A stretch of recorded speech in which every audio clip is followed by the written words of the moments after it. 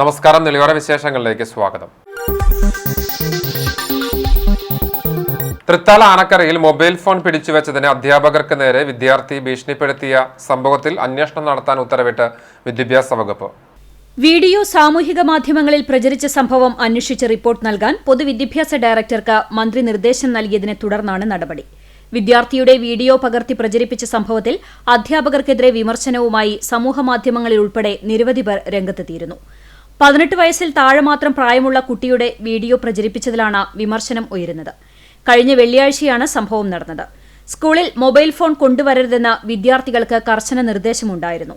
ഇത് ലംഘിച്ച് മൊബൈലുമായി വന്ന വിദ്യാർത്ഥിയെ അധ്യാപകൻ പിടിച്ചതിന് പിന്നാലെയാണ് നാടകീയ സംഭവങ്ങൾ നടന്നത്. മൊബൈൽ ഫോൺ പിടിച്ചുവെച്ചതിൽ പ്രകോപിതനായ വിദ്യാർത്ഥി അധ്യാപകർക്ക് നേരെ കൊലവിളി നടത്തി എന്നാണ് കഴിഞ്ഞ ദിവസം പുറത്തുവന്ന വാർത്ത. ദൃശ്യത്തിൽ കുറെ നാളായി നിങ്ങൾ തന്റെ മെന്റൽ ഹരാസ് ചെയ്യുന്നു എന്ന് വിദ്യാർത്ഥി പറയുന്നുണ്ട്. സംഭവത്തിൽ ഉൾപ്പെട്ട ഈ വിദ്യാർത്ഥിക്ക് ബാലാവകാശ കമ്മീഷൻ കൌൺസിലിംഗ് നൽകാൻ തീരുമാനിച്ചിട്ടുണ്ട്. ഫെബ്രുവരി 6-ന് സ്കൂളിൽ സന്ദർശനം നടത്തുമെന്നും ബാലാവകാശ കമ്മീഷൻ അറിയിച്ചു.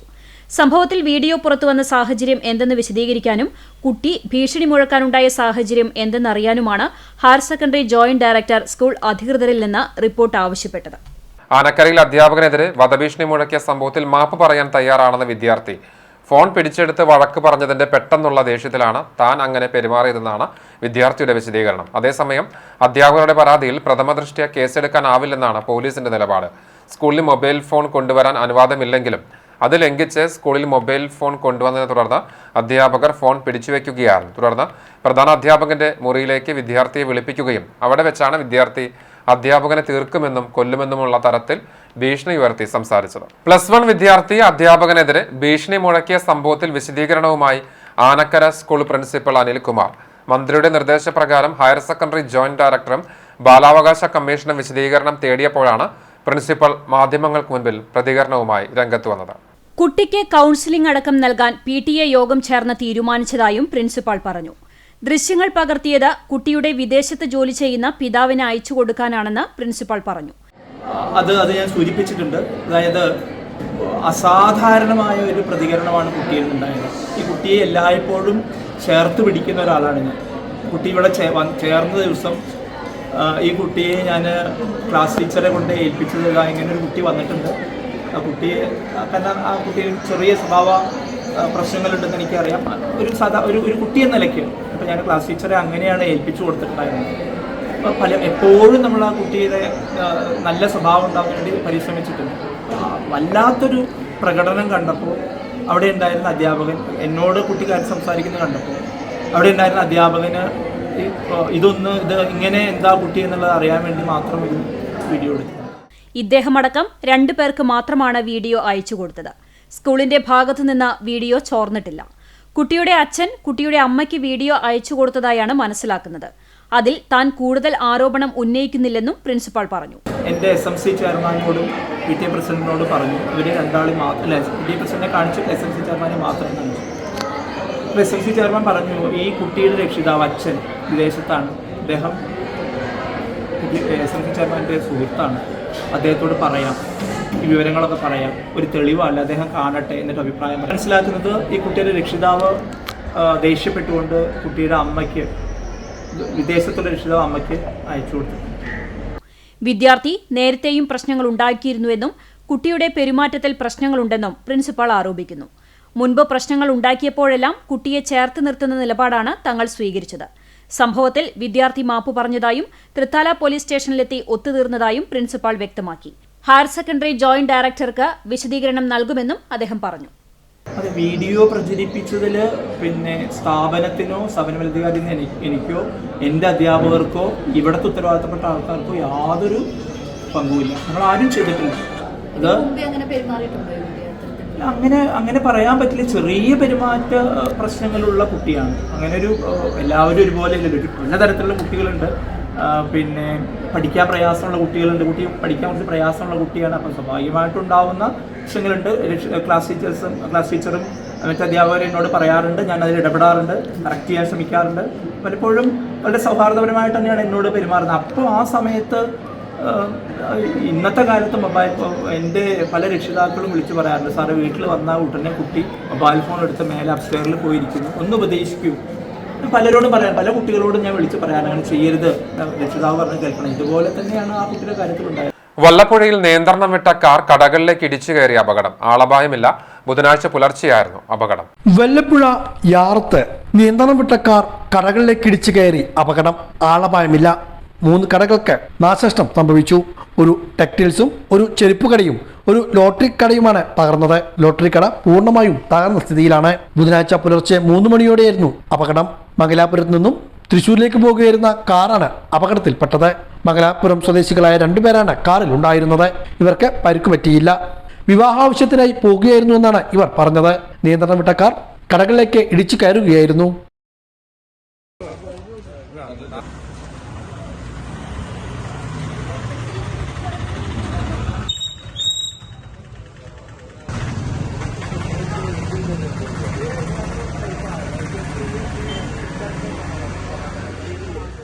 പട്ടാമ്പിയിൽ 14 വയസ്സുകാരിയോട് MDMA മയക്കുമരുന്ന് വാഗ്ദാനം ചെയ്ത കേസിൽ ഒരാൾ പിടിയിൽ. പെരുമുടിയൂർ സ്വദേശി അനൂപാണ് പിടിയിലായത്. കേസിൽ ഒരാൾ കൂടി പ്രതിയാണ്.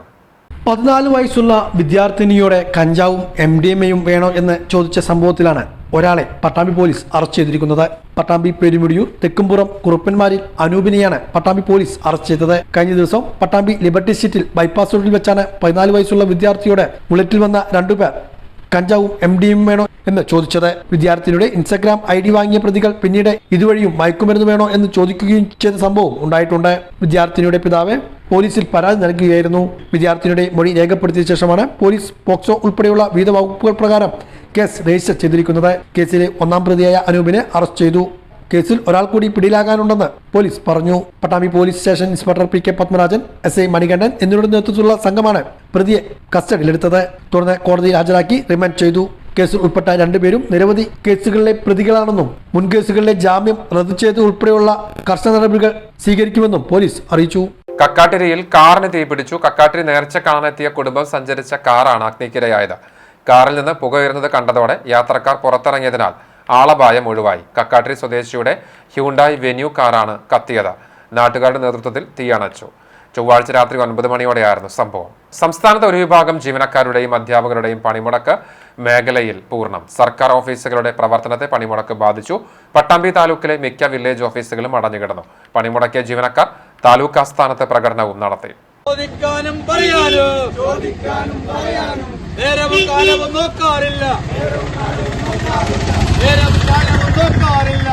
കോൺഗ്രസ് CPI അനുകൂല സംഘടനകളുടെ നേതൃത്വത്തിലാണ് സർക്കാർ ജീവനക്കാരും അധ്യാപകരും പണിമുടക്ക് നടത്തിയത്.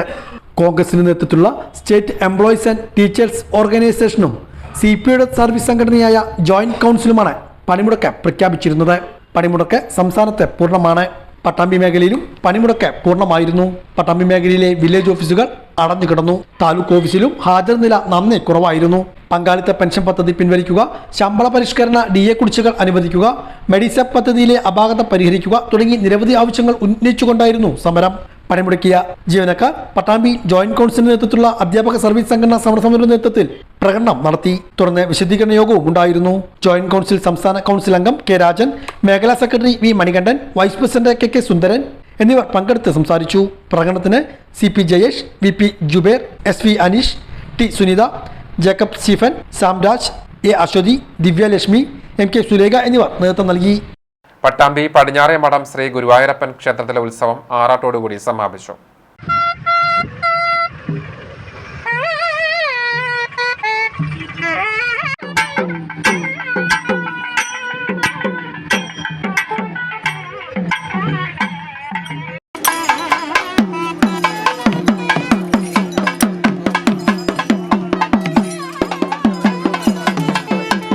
പട്ടാമ്പി പടിഞ്ഞാറേമഠം ശ്രീ ഗുരുവായൂരപ്പൻ ക്ഷേത്രത്തിലെ ഉത്സവത്തിന് ഭക്തി നിർഭരമായ സമാപനം. കഴിഞ്ഞ ദിവസം രാത്രിയോടെയാണ് ഭാരതപ്പുഴയിൽ ആറാട്ട് നടന്നത്. രാവിലെ വിശേഷ പൂജകളും പഞ്ചാരി മേളവും ഉണ്ടായിരുന്നു. വൈകിട്ട് പുറത്തേക്ക് എഴുന്നള്ളിപ്പ് വയ്ക്കലും തുടർന്ന് ആറാട്ട് എഴുന്നള്ളിപ്പും നടന്നു.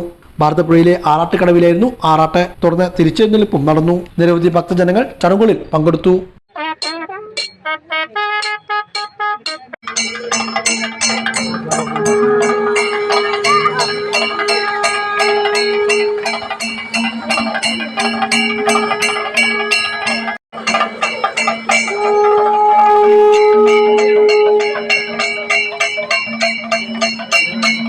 പട്ടാമ്പി പുലാമന്തോൾ പാതയിലെ ആമയൂരിൽ ബൈക്കുകൾ കൂട്ടിയിടിച്ച അപകടം 3 പേർക്ക് പരിക്കേറ്റു. ബുധനാഴ്ച രാവിലെയായിരുന്നു അപകടം.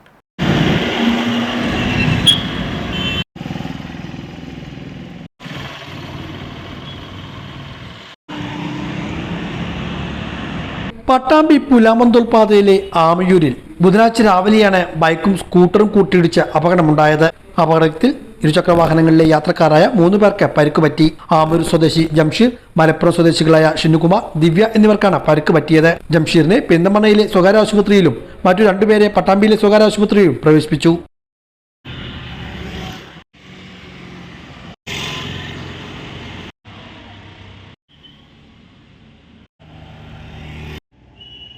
വാവന്നൂർ സ്വകാര്യ എഞ്ചിനീയറിംഗ് കോളേജ് ക്യാമ്പസിലെയും സമീപ പ്രദേശത്തെയും കുന്നുകളിടിച്ച് അനിയന്ത്രിതമായ രീതിയിൽ മണ്ണെടുപ്പ് നടത്തുന്നതിൽ പ്രദേശവാസികളുടെ നേതൃത്വത്തിൽ ശക്തമായ പ്രതിഷേധം നടന്നു.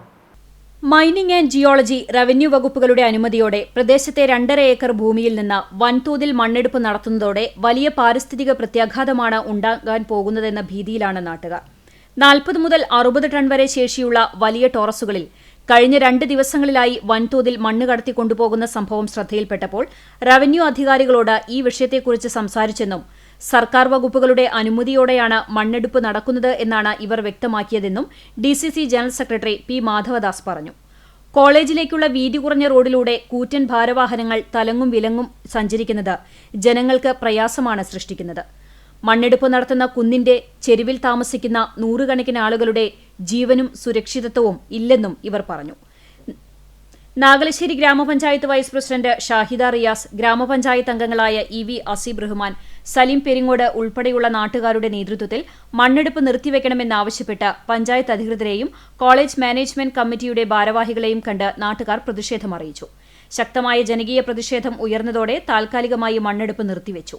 വിവിധ രാഷ്ട്രീയ പാർട്ടി ഭാരവാഹികളായ KPM Sharif, Shaheer Babu Chalappuram, K Shamsuddin, MK Hyder, M Narayanankutty, K Ajeesh, Sudeep, M Moidu, Jishad, Siddique, Sulaiman എന്നിവർ പ്രതിഷേധത്തിന് നേതൃത്വം നൽകി.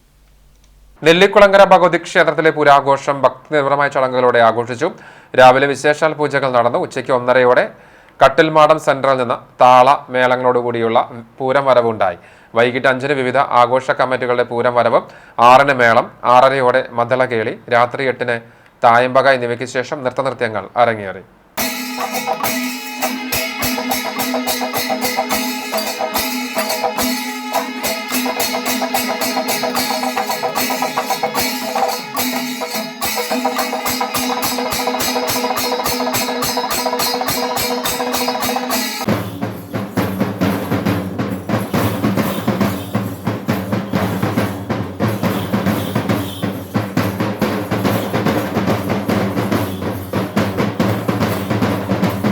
ഇതോടെ നിലയോര വിശേഷങ്ങൾ പൂർണ്ണമാവുകയാണ്. നമസ്കാരം.